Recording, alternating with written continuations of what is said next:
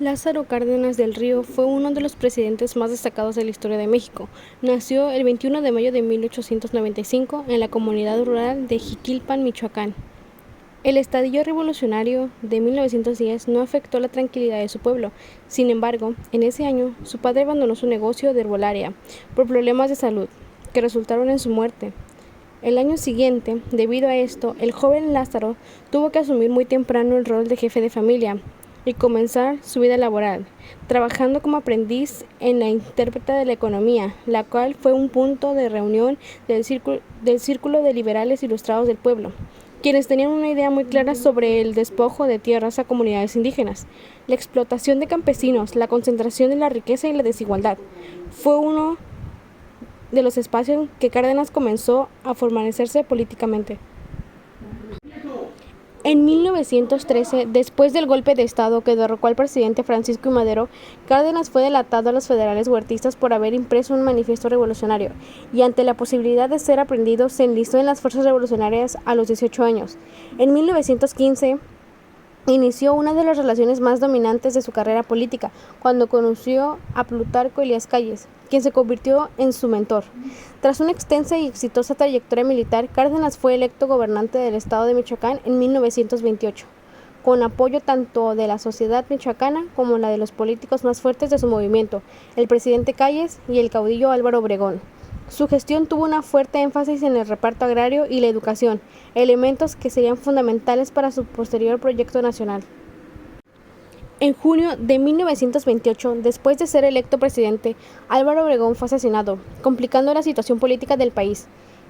Entre esa fecha y 1934, después del periodo conocido como el Maximato, México tuvo 3 presidentes que respondían a la autoridad del extremitario de Calles, apodado el Jefe Máximo. En marzo de 1929 se convocó la creación del Partido Nacional Revolucionario, PNR, que Calles y sus colaboradores más cercanos concibieron como el fin del poder presidencial, de la figura del caudillo, y lograr una transición hacia una política plenaria institucional.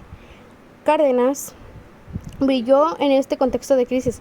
Así aumentó la presidencia del Comité Ejecutivo del PNR a fines de 1930 y convirtiéndose en uno de los políticos más prometentes de México o del país.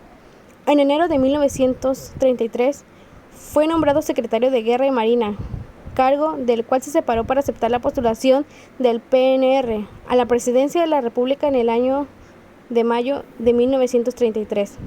A sus apenas 38 años, después de las extensas campañas enfocadas a promover la organización de los trabajadores y la educación pública basada en los valores revolucionarios, Lázaro Cárdenas tomó posesión como presidente de México el 30 de noviembre de 1934.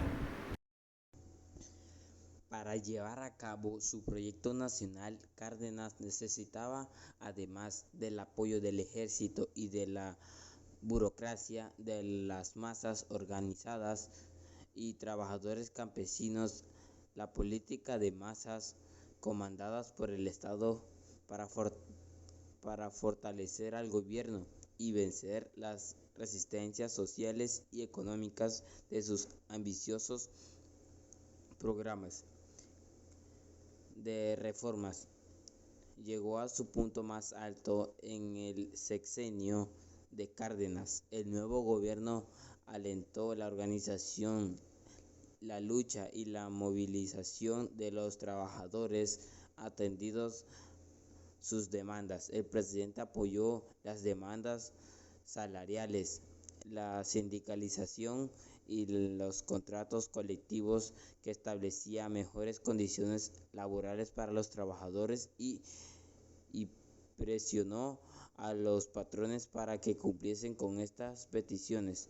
Este proceso culminó en 1939 en la creación de la Confederación de Trabajadores de México, la cual, encabezada por el sindicalista marxista Vicente Lombardo Toledo, se convirtió en el central obrera más fuerte del país y en uno de los pilares centrales del régimen cardenista. Asimismo, la organización de los campesinos se consolidó como la creación de la Confederación Nacional Campesina en 1930. El Proyecto Nacional de Cárdenas significó un intento por fortalecer al Estado para lograr un equilibrio entre los capitalistas y los trabajadores para reducir la desigualdad social y económica. Las reformas cardenistas y las instituciones que consolidó permitieron el desarrollo económico y la relativa estabilidad política que gozó el país durante las décadas posteriores. Es por estos logros extraordinarios que la memoria de Cárdenas se formula como una historia heroica, como un relato mítico, y que el exmandatario tiene una presencia permanente en nuestra vida cotidiana. La realidad ofrece todos los días imágenes y referencias al personaje.